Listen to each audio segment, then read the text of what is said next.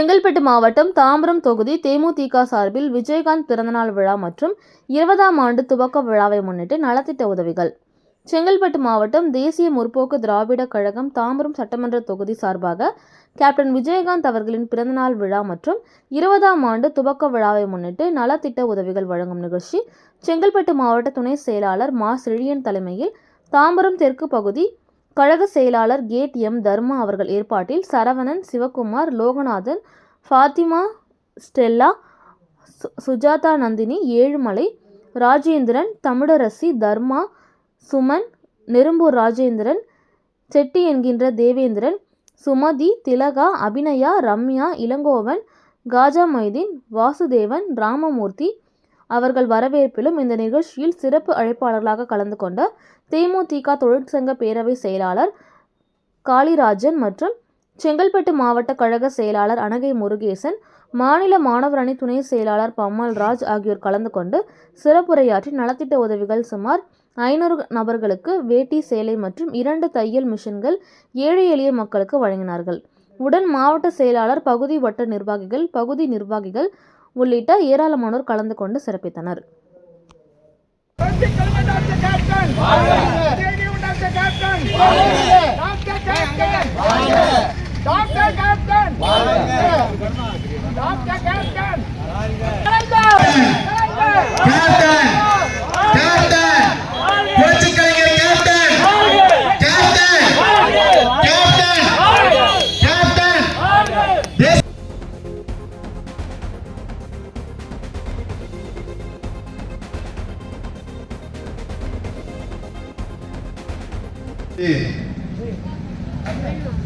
பிறந்த நாளுக்கு டெக் எடுத்து படம் போடுவோம்.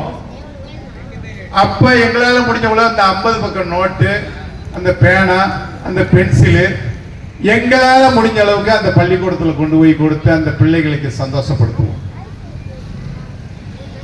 அப்ப எல்லா கிராமத்திலையும், இது குறிப்பிட்ட கிராமத்தில் மட்டும் கிடையாது, கேப்டன் ரசிகர்கள் எந்த இடத்துல இருந்தாங்களோ அந்த இடத்துல ஃபுல்லா கட்சி ஆரம்பிக்கிறதுக்கு முன்னாடியே அந்த நலத்திட்ட உதவிகள் கொடுத்து தான் எங்க கேப்டன் எங்களை சின்ன வயசுல இருந்தே வளர்த்து வந்திருக்காரு. இதுதான் உண்மை. இன்னைக்கு பாத்தீங்கன்னா ஒவ்வொரு கேப்டனுடைய தொண்டர்கள் அவங்களால அவங்க கிட்ட உழைச்ச உழைப்புல இன்னைக்கு எல்லாருமே அவங்களால முடிஞ்ச உதவின்னு இன்னைக்கு தமிழ்நாடு முழுவதும் நலத்திட்ட உதவி கொடுத்துக்கிட்டு இருக்காங்க. இன்னொன்னு, கேப்டனுக்கு பத்மபூஷன் விருது கொடுத்திருக்காங்க. இந்த பத்மபூஷன் விருது வந்து கேப்டன் நடிகரா இருக்கும் போது நடிகர் சங்க கடனை அடைக்கிறதுக்காக ஒரு தலைவர் பொறுப்பு, தொழிற்சங்க தலைவர் பொறுப்பு ஏற்று சிங்கப்பூர், மலேசியா எல்லா ஊர்ல போய் கலை நிகழ்ச்சி நடத்தி அனைத்து நடிகர்களையும், இப்பெல்லாம் பாத்தீங்கன்னா ஒவ்வொரு கேட்டகரிக்கும் ஒவ்வொரு தலைவர்களை நடிகர்களுக்குள்ள ஈகோ, பயங்கர ஈகோ இருக்கும். ஆனா கேப்டன் முன்னணி நடிகர் ரஜினிகாந்தா இருக்கட்டும், கமலஹாசனா இருக்கட்டும், எல்லா சின்ன சிம்பு கீழே இருக்கிற வடிவில் எல்லாரையும் நேரடியா போய் அந்த ஏற்றத்தாழ்வு இல்லாம பழகின ஒரே தலைவர் நம்ம கேப்டன் தான். நடிகரும் தலைவர் தான். அந்த அளவுக்கு ஒரு ஏற்றத்தாழ்வுகள் இல்லாம எல்லாரையும் அரவணைச்சு ஒரு கடனை கட்டி இன்னைக்கு நலிந்த தொழிலாளர்கள், அதாவது திரைப்பட தொழிலாளர்களுக்கெல்லாம் ஒரு பென்ஷன் போற அளவுக்கு ஒரு நலத்திட்ட உதவி கொடுக்கிற அளவுக்கு அந்த திரைத்துறையை வந்து இன்னைக்கு டெவலப்மெண்ட் பண்ணி கொண்டு வந்த அன்னைக்கே இந்த விருது கொடுத்திருக்கணும் அவருக்கு. ரைட் இருக்கட்டும், அதனால ஒன்றும் பிரச்சனை இல்லை. அவர் இருக்கும்போது கொடுத்திருந்தா எங்கள் மாதிரி தொண்டர்களுக்கெல்லாம் கொஞ்சம் சந்தோஷமா இருக்கும். அவர் இல்லாத போது கொடுக்குறீங்க. அதே மாதிரி இந்த கழகத்திற்காக கேப்டன் அவர்கள் 2005 நம்ம தேசிய முற்போக்கு திராவிட கழகம் என்ற ஒரு இயக்கத்தை ஆரம்பிச்சாங்க. அது நம் தொண்டர்களுக்காகத்தான் ஆரம்பிச்சார். தொண்டர்கள் வந்து ஒரு திரைப்படம் வருதுன்னா பேனர் கட்டும் போதோ அந்த திரைப்படத்தில் போய் நாங்க எதுவும் பெர்மிஷன் வாங்குறதுக்காக, ஒரு கேப்டன் பிறந்த நாள் கொண்டாடுறதுக்காக பெர்மிஷன் கேட்கறதுக்காக ஸ்டேஷனுக்கு போனா, ஸ்டேஷன்ல அப்ப போலீஸ்காரங்களாம் என்ன செஞ்சாங்க, கொஞ்சம் இருப்பா அப்படின்ட்டு அப்ப இருக்கிற ஏடிஎம்கே காரங்க, மதிமுக காரங்க, அப்புறம் மதிமுக நல்ல ஸ்பீடா இருக்கு. ஆனா மதிமுக காரங்க எல்லாரையும் வர வச்சு அவங்க யாராவது வந்தாங்கன்னா நம்ம அப்படியே ஓரமா போப்போம், ஏதோ நாயை துரத்த மாதிரி துரத்துவோம். துரத்தின உடனே இதெல்லாம் நாங்க அண்ணன் சொன்ன மாதிரி எங்களுக்கு கட்சி கட்டாயம் உருவாக்கணும் அப்படின்னு சொல்லும் போது தலைவர் நம்ம படுற கஷ்டங்கள் எல்லாத்தையும் பல விதத்துல பார்த்திருக்காரு. நம்ம கட்சிக்காரங்க அப்பெல்லாம் பாத்தீங்கன்னா இப்ப 20 வருஷம் ஆச்சு, ஒவ்வொருத்தருக்கும் வயசு ஆயிடுச்சு. அப்பெல்லாம் இப்ப விஜய் ரசிகருமே நாங்களும் இளைஞர்களா தான் இருந்தோம்ப்பா. அப்படிப்பட்ட இளைஞர்களை வந்து ஸ்டேஷன்ல சேர் இழுத்து போட்டு உட்கார்ற அளவுக்கு நம்மள ஒரு அழகு பார்த்த தலைவன் தான் நம்ம கேப்டன். நமக்காக ஒரு இயக்கத்தை ஆரம்பிச்சாரு. ஒருத்தர் இயக்கத்தை ஆரம்பிக்க சொல்லிட்டு கடைசி அவங்க ரசிகர்கள் எல்லாத்தையும் ரொம்ப சிரமப்படுத்திட்டாரு. அவருடைய செல்ஃபியஸ், அவருடைய பிரச்சனைக்காக ரசிகர்களை எல்லாத்தையும் அதெல்லாம் அவங்க மேட்ரு. ஆனா நம்ம தலைவர் எப்படிப்பட்டவர்? தலைவர் இறந்த பிறகுதான் மக்கள் எல்லாருமே அவரை பத்தி பெருமையா பேசுறாங்க. இந்த தலைவர் தானங்க உங்களுக்காக குரல் கொடுத்தாரு சட்டசபையில, நாக்க துருத்திக்கிட்டு அந்த அம்மாவை அப்படின்னு அரட்டினார்ல. அப்ப என்ன சொன்னீங்க? இவருக்கு அரசியல் தெரியல. யாருக்கு? கேப்டனுக்கு அரசியல் தெரியலையா? சட்டசபையில போய் குரல் கொடுக்கிறாரு, உங்களுக்காக குரல் கொடுக்கிறாரு. அத போய் இந்த கட்சிக்காரங்க எல்லாருமே உங்க கேப்டனு அந்த அம்மா கூட கொஞ்சம் அனுசரிச்சு போயிருந்தா நேரம் உங்க லெவல வேறப்பா. எங்க கேப்டன் மக்களுக்காகத்தான் குரல் கொடுப்பார், மக்களுக்காகத்தான் பேசினார். அன்னைக்கே எங்க கட்சிக்காரங்க நல்லா இருக்கணும்னு நினைச்சிருந்தா கூட்டணிக்குள்ள அப்படியே அனுசரிச்சே போய் எல்லாரும் கொஞ்சம் நல்லா தான். எங்களை கேப்டன் உங்களை மாதிரி திமுக காரங்க மாதிரி ஏடிஎம்கே காரங்க தொண்டர்களை மாதிரி எங்க கேப்டன் தொண்டர்கள் அப்படிப்பட்ட தொண்டர்களை வளர்க்கல. அவர் எப்படி தான் உழைத்த சம்பாத்தியத்தை வந்து 4 பேருக்கு உதவி செஞ்சாரோ அது போல கேப்டனுடைய தொண்டர்கள் 4 பேருக்கு உதவி செய்ய சொல்லி எங்களை வளர்த்திருக்காரு. அதனாலதான் மக்கள் நல இப்ப பாத்தீங்கன்னா வறுமை ஒழிப்பு தினமா நாங்களும் 20 வருஷமா மக்களுக்காக நாங்களும் கொண்டாடி இருக்கோம். மன்றமா இருக்கும் போது எங்களால் அந்த சின்ன சின்ன உதவிகள் செஞ்சுதான் வளர்த்திருக்கோம். இந்நேரம் 5 வருஷம் அண்ணன் எம்எல்ஏவா இருந்தாரு. அவன் கவுன்சிலர் ஆயிட்டாலே பெரிய பங்களா கட்டி பெரிய காரை வச்சு பயங்கர பில்டப் பண்ணிக்கிட்டு இருக்கான்.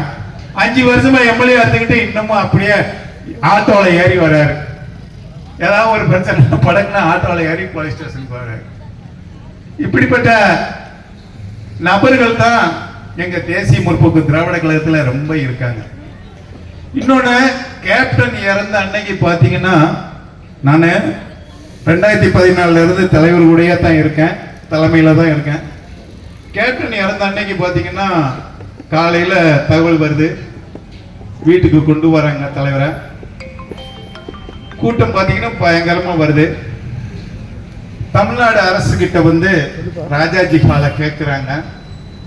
ராஜாஜி ஹால் கேட்கும் போது கவர்மெண்ட் அவங்க வந்து இல்ல தர முடியாதுங்கிறாங்க. சரி எங்க போறது படக்குன்னு கூட்டம் ரொம்ப.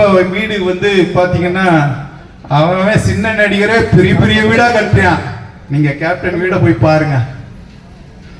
உள்ள போய் பாத்தீங்கன்னா சின்ன சின்ன அறைகள் தான். அந்த கேப்டனுடைய வீட்டுல வந்து அந்த கூட்டத்தை சமாளிக்க முடியாத என்ன செய்யறதுன்னு முழிச்சிட்டு இருக்கும் போது படக்குன்னு அண்ணி என்ன பண்றாங்க, சரி தலைமை கழகத்துக்கு கொண்டு போயிருவோம், அதுக்கப்புறம் பாத்துக்கலாம் அப்படின்னு சொல்லி தலைமை கழகத்துல அந்த படிக்கட்டுக்குள்ள தலைவரை வைக்கிறாங்க. கூட்டம் பாத்தீங்கன்னா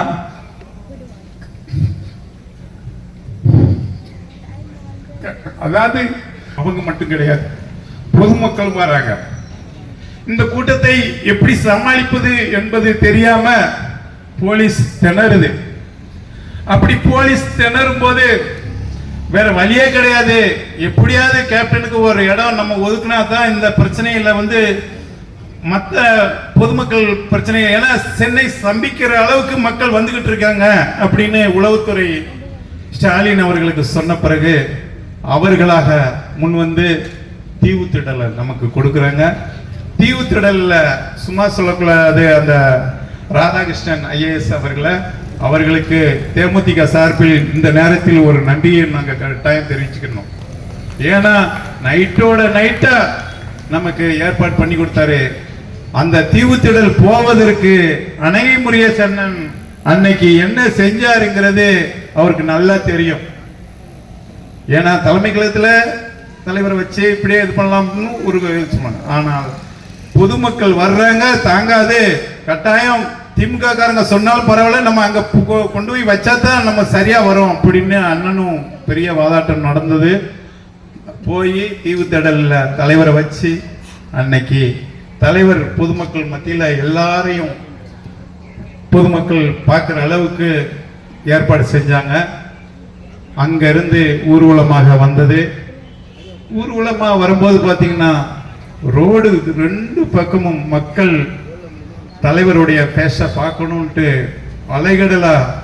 எங்க தீவுத்திடல் எங்க இருக்கு? சென்ட்ரல் ஸ்டேஷன்ல இருந்து கோயம்பேடு கட்சி ஹவுஸ் முடிய கூட்டம் கரெக்டா 6:15 அடக்கம் பண்ணணும். அங்க 2:45 கிளம்பிட்டாங்க. வரவே முடியல, மக்கள் வெள்ளம், வர முடியல. எல்லாரும் ஒரே அலுவலர் உள்ள வராங்க. ஒரு குறிப்பிட்ட டயத்துல நீங்க பார்த்திருப்பீங்க எல்லா வீடியோலையும், எல்லாரும் ஓடி வந்தாங்க. அந்த குறிப்பிட்ட டயத்துக்கு வரும்போது வர்றதுக்காக வேகமாக வாகனத்தை கொண்டு வந்து அன்னைக்கு தலைவருக்கு அரசு மரியாதை கொடுத்த தமிழக அரசுக்கும் இந்த நேரத்தில் கட்டாயம் ஒரு நன்றியை தெரிவித்துக் கொள்கிறோம். ஏன்னா முழு பாதுகாப்பு அன்னைக்கு பார்த்தீங்கன்னா காவல்துறை நன்றாக தான் செஞ்சாங்க. அதுல வந்து நம்ம குறை சொல்ல முடியாது. ஏன்னா மக்கள், அவ்வளவு மக்கள் பயங்கரம். இன்னைக்கு சாதாரண எத்தனை இந்த இருக்கீங்க பெரிய பெரிய நிர்வாகிகள்லாம் இன்னைக்கு தலைவருடைய இறுதி சடங்கு நிகழ்ச்சிகளை பார்க்க முடியாம தட்டழிஞ்சாங்க. கேமரா முன்னாடி தமிழ்நாடு முழுவதும், தமிழ்நாடு மட்டும் கிடையாது, உலகில் இருக்கிற அனைத்து தமிழர்களும் அந்த தொலைக்காட்சிக்கு முன்னாடி நின்று தலைவருடைய இறுதி அஞ்சலியை பார்த்தாங்க. நானும் மறுநாள் பாத்தீங்கன்னா ஏகப்பட்ட மக்கள் வராங்க, தலைவரை கும்பிடுறாங்க. அவங்க ஒரே அழுகதான், மக்கள் ஃபுல்லா ஒரே அழுதுகிட்டு தான் சாமி கும்பிடுறாங்க.